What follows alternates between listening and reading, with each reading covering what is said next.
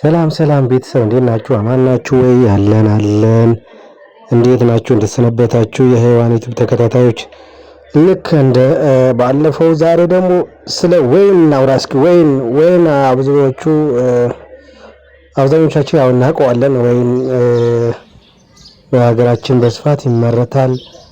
ነጭም ጥቁርም አለ። በብዛት ግን በውጭ ሀገር ነው የሚመረተው። ስፔሻሊ በእስራኤል እና ራሻ በብዛት ይመረታልና ወይን ምን ጥቅም አለ ሰውነታችን? ወይንስ ምንድነው የሚለው ደግሞ እስክናያለን። ዛሬ ደግሞ ባለፈው ልክ ጥቅል ጎመን፣ ነጭ ጥቅል ጎመንና ነጭ ሽንኩርት ወይ ደግሞ ጋርሊክ እንዳየነው ዛሬ ደግሞ ወይን እናያለን ማለት ነው። ወይን በነገራችን ላይ በጣም ውድ ከሚባሉ ፍሩቶች ነው የሚመደበው። በጣም ማለት በቀላሉ የምናገኘው አይነት ፍሩት አይደለም። ስለዚህ ወይን በመብላታችን ወይ በመውሰዳችን ምን ጥቅም እናገኛለን የሚለው ደግሞ እስከ ዛሬ ደግሞ እናየው። እሺ እንግዲህ ከነዚህ 10 የሚያክል ፖይንቶች እስኪ 10 የሚያክሉ የወይን ጥቅም ተዘርዝረዋል። እነሱ ምን ይመስላል የሚለው ነው። እሺ ወይን በእውነታችን አንደኛው ለልብ ጤና ጥሩ ነው፣ ወይ ደግሞ ለደም ዝውውር በመሻል ልብን ጤናማ እንዲሆን ይረዳል ማለት ነው። ያው ወይን ስንመገብ ልባችን ጤናማ ይሆናል ማለት ምንድነው?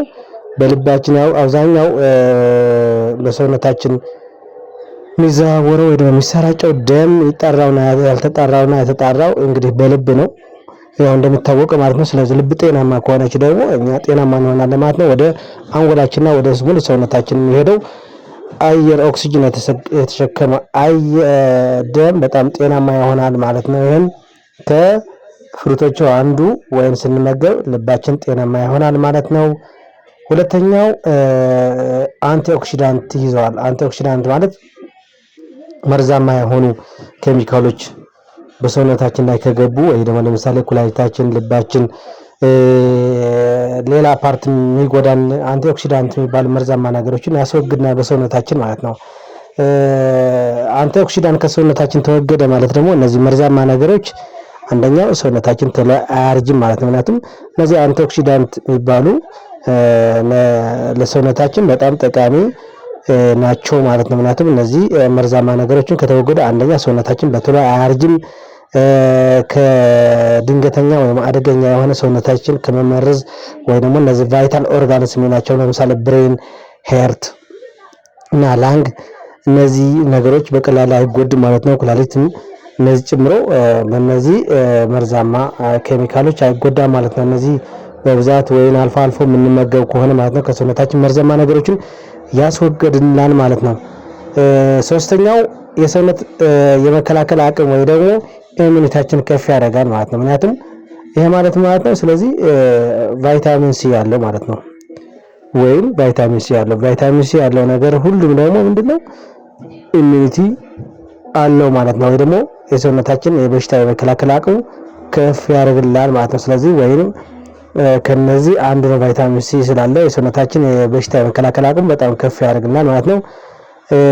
አራተኛው ለሆድ መፍጫ ጥሩ ነው። ሆድ መፍጫ ማለት ጨጓራችን ማንኛውም የተመገብነው ምግብ ከዛ በኋላ ፍሩት ብንወስድ፣ በነገራችን ላይ አብዛኞቹ ፍሩት መውሰድ ያለብን ከምግብ በኋላ ነው፣ ምግብ ከበላን በኋላ ነው። ምክንያቱም ከምግብ በፊት ብንወስዳቸው ከዛ ቀጥለን የምንወስደው ምግብ ዳይጀሽኑ ፋሲሊቴት እንዳይሆን ያደርጋል ማለት ነው። ስለዚህ አብዛኞቹ ፍሩቶች መውሰድ ያለብን ከተመገብን በኋላ ስለሆነ ይሄን ደግሞ ለሆድ መፍጫ ወይ ደግሞ በሰውነታችን ላይ ድርቀት እንዳያጋጥም በቀላሉ ሰውነታችን ውስጥ የተመገብነው ምግብ በቀላሉ እንዲፈጭ ያደርገዋል ማለት ነው። ምክንያቱም በውስጡ ፋይበር ስላለው በቀላሉ የበላነው ነገር እንዲፈጭ ያደርጋል ማለት ነው። ስለዚህ በቀላሉ የበላነው ነገር በቶሎ ከተፈጨና ቶሎ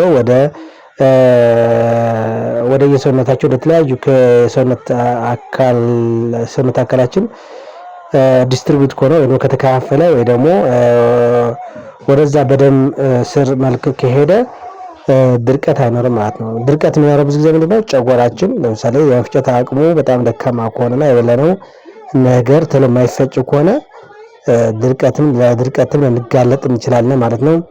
ስለዚህ አንዱ ጥቅም ይሄ ነው፣ ድርቀት እንዳይዘን ያደርጋል ማለት ነው። ወይም አምስተኛው ሰውነታችን ያረጣል ወይ ደግሞ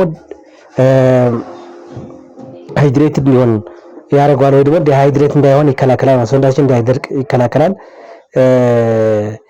ስለዚህ ምንድነው እንዳይደርቅ የሚያደርገው ያው ወይ እንደምታውቁት ያው ውሃ ስላለው ውሃ ልክ እንደሎሚ ውሃው ውስጥ እንትን ወይን ውስጥ ውሃ በብዛት ስላለው ሰውነታችን ከድርቀት ወይ ደግሞ ከዲሃይድሬሽን ይከላከላል ማለት ነው። ስድስተኛው ለአንጎል ስራ በጣም ተመራጭና አንደኛ ነው ማለት ነው። ምክንያቱም ወይን በየቀኑ በበላን ቁጥር በየቀኑ እንኳን ባናገኝም ቢያንስ በሳምንት አንዴ ሁለቴ ብናገኘው ራሱ የአንጎላችን ጤንነት ልክ እንደ ከዚህ በፊቱ የልብ ጤንነት በደንብ እንደሚጠብቅልን ሁሉ የአንጎላችንም በደንብ ይጠብቃል። የአንጎላችን በደንብ አስተሳሰባችን ወይ ደግሞ የማስታወስ ችሎታችን ከፍ ያደርግናል ማለት ነው። ምክንያቱም የአእምሮ ጤናን ስለሚጠብቅልን ማለት ነው። ሰባተኛ ለቆዳችን በጣም ጥሩ ነው ማለት ነው። ወይን በተመገብን ቁጥር ቆዳችን ለስላሳና በጣም ያምር እና ልክ እንደ ወጣት ያስመስልናል ማለት ነው። ያው ከዚህ በፊት አይተነው ቀደም ብዬ ጠቅሼው ነበር ማለት ነው። ምክንያቱም ምንድነው አንቲኦክሲዳንት ባህሪ ያለው ብያቸዋለሁ። አንቲኦክሲዳንት ማለት ደግሞ በሰውነታችን የሚገቡ በምግብ ሊሆን ይችላል፣ ከአካባቢ አየር ሊሆን ይችላል፣ በመጠጥ ሊሆን ይችላል የሚገባ መርዛማ ነገር ወይ መርዛማ ኬሚካል ካለ በወይን እንዲወጣ ወይ ደግሞ በወይን ከሰውነታችን እንዲወገድ ስለሚያደርግ፣ ስለዚህ ሰውነታችን ደግሞ እነዚህ መርዛማ ነገሮች ገቡ ማለት አንደኛው ሰውነታችን ተሎ ይዳከማል፣ ተሎ እርጅና ይጫጨንብናል። ስለዚህ እነዚህ ነገሮች በቀላሉ እንዲወገዱ ያደርግልናል ማለት ነው። ልክ እንደ ነጭ ሽንኩርት ነው ማለት ነው። ነጭ ሽንኩርትም እንደዚህ አንቲኦክሲዳንት ነው። መርዛማ ነገሮችን በማስወገድ ምንም ተወዳዳሪ የሌለው ተክል ነው ማለት ነው። ስምንተኛው ጉልበት ወይ ደግሞ ኃይል ይሰጣል። ምክንያቱም ተፈጥሯዊ ስኳር አለው። ሰው ሰራሽውን ተፈጥሯዊ የሆነ ስኳር በወይን ውስጥ ስላለው ጉልበት እንዲሰጠን ወይ ደግሞ ኃይል እንዲሰጠን ያደርጋል። ወይን በእውነታችን ኃይልና ጉልበት እንዲኖረን ያደርጋል ማለት ነው። ምክንያቱም ከዛ በኋላ ድካም ይቀንሳል። ምንም አይነት ድካም የለም ማለት ነው። በነገራችን ላይ በዕለተ ምግባ በየዕለቱ አትክልት የምናዘወትር ከሆነ ጤንነታችን በዛ ልክ የተጠበቀ ነው የሚሆነው ማለት ነው። ለምሳሌ ስጋ፣ አልኮል ወይ ደግሞ ሌላ ነገር ዝም ብለ ፋይበር ይሄ ሰው ሰራሽ የሆኑ ነገሮችን የምናበዛ ከሆነ ለጤንነታችን ጥሩ አይደለም። በዛ ላይ የደም ብዛት፣ የስኳር፣ ኮሌስትሮል፣ የልብ ድካም ለተለያየ በሽታ ልንጋለጥ እንችላለን። ኩላሊት ላይ በሽታ ልንጋለጥ እንችላለን ማለት ነው። በቀላሉ አትክልት ተመጋቢ ከሆነ ግን በጣም ተመራጭና ለጤንነታችን በጣም አንደኛና ከምንም ነገር ነፃ እንሆናለን ማለት ነው። አትክልት ያው እንደምታውቁት ኸርብ አለ፣ ምንም አይነት ጉዳት የለውም። ያው ሁሉም ነገር ከአቅምና ከመጠን በላይ ብንወስድ ነው እንጂ መርዛምነት ቢኖረው፣ አትክልት ላይ ግን ምንም ተወዳዳሪ የለውም። ምንም ለጥያቄ የማይገባ ነው ማለት ነው። ስለዚህ በየዕለተ ምግባችን አትክልት ብናዘወትር ነው የሚሻለው ማለት ነው። ያው በእርግጥ እንደምታውቁት ደግሞ ያው የስጋ ዋጋም ያው ጣሪያ እንደነክሰዋል። ያው አይነካም ሲጀመር አትክልት ነው ለጤናችን ለሰውነታችን የሚመረጠው ደግሞ አትክልት ነው እንጂ ስጋ አይደለም። ወይ ደግሞ ስጋ ወይ ደግሞ ሌላ እንትን አለ ማለት ለሰውነታችን አሳና አትክልት ነው ተመራጭ ማለት ነው። ዘጠነኛው ለአይናችን ጤና ለመጠበቅ ወይ ደግሞ የአይናችን እይታና ወይም ቪዥን የአይናችን ቪዥን እንዲጨምርና ወይ ደግሞ አይናችን ጤንነት ይጠብቅላል ማለት ነው። ወይም አስረኛው በሰውነታችን ላይ ያለው ማንኛውም ያበጠ ነገር ካለ ወይ ደግሞ ቁስለት ወይም ኢንፌክሽን ነገር ካለ ወይን ከበላን በኋላ ይቀንስልናል ማለት ነው። ምክንያቱም ይሄ መድኃኒትነት ባህሪም አለው ማለት ነው። እነዚህ ናቸው ከመላ ጎደል 10 የወይን ጥቅም እነዚህ ናቸው። ነገር ግን ወይን ስንወስድ በምን አይነት መንገድ ነው መውሰድ ያለብን የሚለው ደግሞ እስኪ ወይን ስንወስድ እንዴት በምን ተዘጋጅተን ነው መውሰድ ያለብን የሚለው አንደኛው ቀጥታ ፍሬውን በመመገብ መጀመሪያ ከሰበሰብነው ካና ወይ ፍሬው ከገዛን በኋላ በደንብ በውሃ አጥበን አጽድተን ፍሬውን በደንብ መመገብ መቻል አለብን። መጀመሪያ እንደ አንድ ስቴፕ ማለት ነው። በነገራችን ላይ እዚህ ላይ አንድ ነገር ልላችሁ ማለት ነው። ብዙ ጊዜ አትክልት ስንገዛ ስፔሻሊ እነዚህ ፍሩቶች ለምሳሌ ወይን፣ ብርቱካን ምናምን አይነት ነገር አብዛኞቻችን ሳናጥብ ነው የምንመገበውና ይሄ ደግሞ ትክክል አለ ማለት ነው። አብዛኞቹ አትክልት ከገበያ ገዝተን ስንመጣ ከየትም ከማሳም ሊሆን ይችላል ግዴታ መግዛት አለ በደንብ ማጽዳት ወይም ማጠብ አለብን ማለት ነው። ስፔሻሊ እነ ፓፓዬ፣ ብርቱካን፣ አቮካዶ ሎሚ፣ ወይን፣ ሙዝ እነዚህ ነገሮች በደንብ ማጠብ መቻል አለብን። አንደኛው ማጠቡ ለሁለት ለሶስት ጥቅም ነው። ማጠቡ አንደኛው እዛ ሉሲንት ባክቴሪያና የተለያዩ ኢንሴክትስ እዛ ውስጥ ሊኖረው ይችላል። ጎጂ የሆነ ለሰውነታችን ጎጂ የሆነ የተለያዩ ባክቴሪያዎች ሊኖረው ይችላል። ሁለተኛው ደግሞ ለምሳሌ ከማሳመስ የሚመጣ ከሆነ የጸረ ተባይ ሊነፋበት ይችላል። ጸረ ተባይ ተነፋበት ማለት ነው። ለምሳሌ እርጉዝ ከሆነች ሳይታጠብ ብትበላው ለእናትየው ለህፃኑ ጥሩ አይደለም ማለት ነው። ስለዚህ አብዛኞቹ አትክልት ከገበያ ገዝተን ስንመጣ በውሃ በደንብ አድርገን ማጥራትና ማጠብ መቻል አለብን። ምክንያቱም እንዳልኳቸው ለምሳሌ እነዛ ጸረ ተባይ ለምሳሌ ጸረ ተባይ ተረጭተው ከሆነና በቅርብ ጊዜ ወደ ገበያ ካመጡት እንግዲህ ቀጥታ ደግሞ እኛ እንትን ከሆነ አንዳንድ የጸረ ተባይ ኬሚካሎች ደግሞ በረጅም ጊዜ በአትክልት ላይና በሰውነት ላይ ሊቆዩ ስለሚችሉ ቶሎ ላይጠፉ ስለሚችሉ ወይ ደግሞ መርዛምነታቸው እንዲቆይ ስለሚያደርገው አንዳንዶቹ ስለሚቆይ የሚያስቆየው ነው ምንድነው የጸረ ተባይ መድኃኒት ከኬሚካል ከፋብሪካ ሲሰራ ቶሎ እንዳይበላሽና ለረጅም ጊዜ እንዲቆይ ተደርጎ የሚጨምርበት ኬሚካል ስላለ ይሄ በአትክልት ላይ ሲረጭ ደግሞ ለረጅም ጊዜ ሊቆይ ስለሚችል እነሱ አሁን ገበሬው በስሎ ብሎ ነው ወደ ገበያ የሚያወጣው ማለት ነው አትክልት ወይም ያፍሩት። ስለዚህ እኛ ግን ስንመገብ በደንብ አጥርተን አጥበን መጠቀም አለብን ማለት ነው። ከነዚህ አይነት ጎጂ የሆኑ ነገሮች ቅድም እንዳልኳችሁ አንቲኦክሲዳንት የሚባሉ ደግሞ መርዛማ ነገሮች የሚባሉ አንዱ ከዚህ ነው የሚጀምረው ማለት ነው። አትክልት ወይ ደግሞ ፍሬቱ ሳናጠው ከበላ ነው እነዚህ ውስጥ መርዛማ የሆኑ ወይ ደግሞ አንቲኦክሲዳንት የሚባሉ ኬሚካሎች በውስጡ ሊኖሩ ስለሚችል ማለት ነው። ሁለተኛው በጭማቂ መልክ ማዘጋጀት እንችላለን።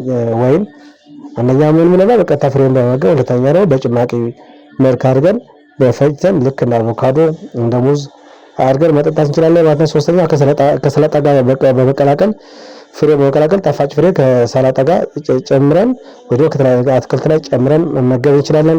አራተኛው በማድረቅ ወይ ደግሞ ዘቢብ ነው ማለት ነው። ያው ወይን እንግዲህ ዘቢብ የሚባለው ብዙ ጊዜ ቤተክርስቲያን ውስጥ ይገኛል እና ዘቢብ ማለት እዛ ውስጥ የሚገኘው ነው። ስለዚህ በዛ መልክ ወይ በማድረቅ ወይ በዘቢብ መልክ ለረጅም ጊዜ እንዲቆይ ስለሚችል ለረጅም ጊዜ በዛም መጠቀም ይችላል አድርቀን ማለት ነው። ከዛ ከተለያዩ አትክልትና ፍራፍሬ ቀላቅለን መጠቀም እንችላለን ማለት ነው። እዚህ ላይ ግን ወይን መውሰድ የሌለባቸው ሰዎች አሉ። ልክ ከዚህ በፊት እንዳወራ ነው ጥቅል ጎመንና ነጭ ሽንኩርት መውሰድ የሌለባቸው ብለን እንዳወራ ነው። ወይን ደግሞ መውሰድ የሌለባቸው ሰዎች አንደኛው የስኳር በሽተኞች ወይን መውሰድ የሌለባቸው which means ምንድነው ወይን የራሱ የተፈጥሮ ስኳር ስላለው ስኳር በሽተኞች ደግሞ ይሄን መጠቀም አይችሉም ማለት ነው። ምክንያቱም ይሄን ከወሰዱ ስኳርነታቸው በጣም ሊጨምር ይችላል። ከኖርማል የተባለ የአንድ ኖርማል ሰው የስኳር ሌቨል በደማችን ውስጥ የሚገኘው ሊጨምር ስለሚችል ማለት ነው። ሁለተኛ ደግሞ የኩላሊት ችግር ያለባቸው መውሰድ የለባቸውም። ቢወስዱም በትንሹ መሆን አለባቸው ማለት ነው። ወይ ደግሞ ሐኪም መመከር አለባቸው። ብዙ የወይን ፍሬ ከመመገባቸው በፊት ሐኪም ጋር መመከር መቻል አለባቸው። ሶስተኛ ደግሞ ለወይን አለርጂክ የሆነ ማሳከክ ወይ መቅላት ወይ ደግሞ የመተንፈስ ችግር ያለባቸው ወይን ሲበሉ እነሱዎች ደግሞ መጠቀም የለባቸው ማለት ነው። ስለዚህ ከመላ ጎደል ይሄን ይመስላል ስለ ወይን። እንግዲህ ጥያቄ ሐሳብ ካላችሁ በኮሜንት ጻፉልኝ ወይ ደግሞ ኢንቦክስ አድርጋችሁ በውስጥ ጽፉልኝ ይችላልላችሁ ማለት ነው። እንግዲህ የዛሬው አጠር ምጥን ያለችን ትመስላለች። ቤተሰብ እንግዲህ ይሄን ሐሳብ ወይም ይሄን አርዕስት ጠቃሚ ሆኖ ካገኛችሁት ሰብስክራይብ፣ ሼር፣ ላይክ ያደረጋችሁ ከኛ ጋር ቤተሰብ እንድትሆኑ እንላለን። እናመሰግናለን። ቸር ሰንብቱ።